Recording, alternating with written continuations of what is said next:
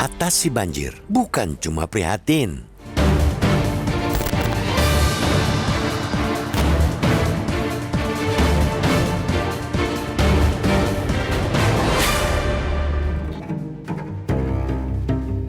Saban banjir dan bencana melanda, kita pasti mengurut dada tanda prihatin.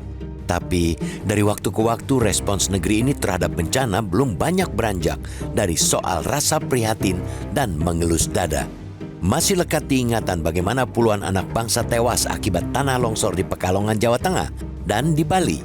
Belum lagi masyarakat yang harus terusir dari rumah dan mengungsi akibat banjir melanda. Hari-hari ini, masyarakat di Jakarta dan daerah sekitarnya yakni di Bekasi, Jawa Barat, Kabupaten Tangerang, dan Kota Tangerang, serta Tangerang Selatan atau Banten yang menjadi korban. Apalagi di sebagian lokasi, kedalaman banjir bahkan mencapai lebih dari 2 meter. Respons ketika pasti prihatin, sehingga wajar bila warga mempertanyakan secepat apa respons pemerintah, terutama pemerintah daerah, di masa serba cepat saat ini. Bahkan, seorang kepala Badan Meteorologi, Klimatologi, dan Geofisika atau BMKG, Dwi Korita Karnawati pun mempertanyakan secepat apa respons pemerintah daerah terhadap peringatan BMKG soal cuaca dan berbagai potensi yang ditimbulkannya. Publik juga mempertanyakan beragam proyek besar di masa-masa sebelumnya yang disebut-sebut untuk mencegah banjir. Proyek itu seperti Sodetan Kali Ciliwung yang menelan lebih dari 1,2 triliun rupiah, Bendungan Ciawi dan Bendungan Sukamahi yang disebut mantan Presiden Joko Widodo mampu mengurangi banjir di Jakarta dan sekitarnya sekitar 30,6%. Dua bendungan kering yang diresmikan pada 2022 dan menghabiskan lebih dari 1,1 triliun rupiah itu diprediksi bisa menahan kelebihan air pada saat curah hujan tinggi.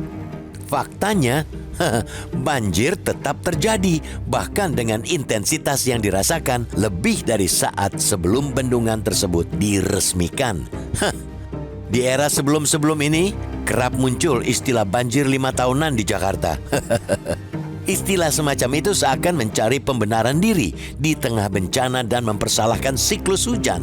Padahal BMKG telah memberikan beragam peringatan yang dirilis setiap hari. Maka, semestinya pemerintah beserta seluruh aparatnya dari pusat hingga daerah sudah bisa bekerja dengan lebih mudah dan efektif, mempersiapkan mitigasi dari berbagai kemungkinan buruk yang terjadi.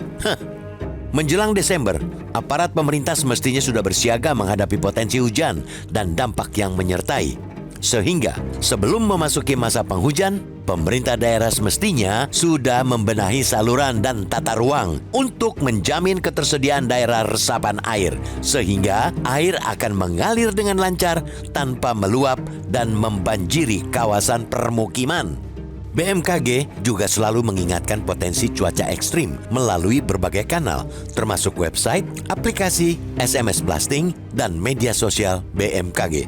Akan tetapi, peringatan akan menjadi sia-sia bila tidak diikuti respons cepat aparat pemerintah dalam melakukan mitigasi risiko, baik dari segi korban jiwa maupun kerugian material. Pemerintah daerah yang baru dilantik semestinya juga sudah menyadari jauh-jauh hari. Sebagai pemimpin, mereka harus bergerak cepat untuk meminimkan korban.